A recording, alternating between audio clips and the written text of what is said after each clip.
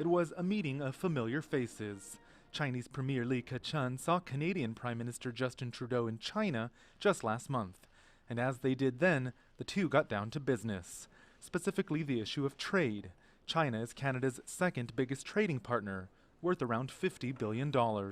Trudeau said he and Premier Li agreed on Thursday to try to double that number by 2025. We are pleased to have witnessed the commercial signings today that will help achieve this goal.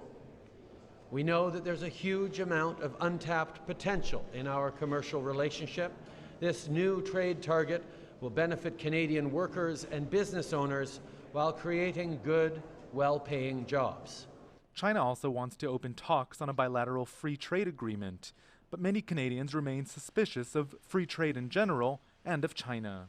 Trudeau's openness to a possible extradition deal with China has been met at home with criticism and concern over the potential for executions.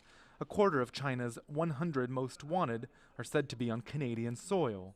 China wants them back and has defended its judicial system.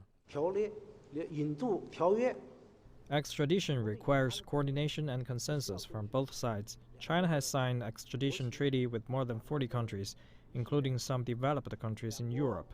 Both China and Canada are open to talk on this issue.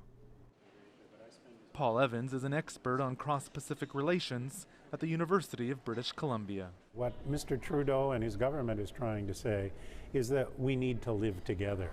It's not fundamentally a matter of changing China, but living with China.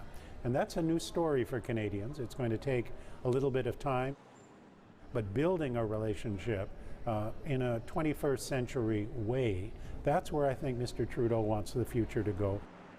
Both sides say that despite their differences, these more frequent high-level exchanges should set the tone for more frequent low-level ones, and essentially a better tone for better ties. Roee Ruttenberg, CCTV in Ottawa.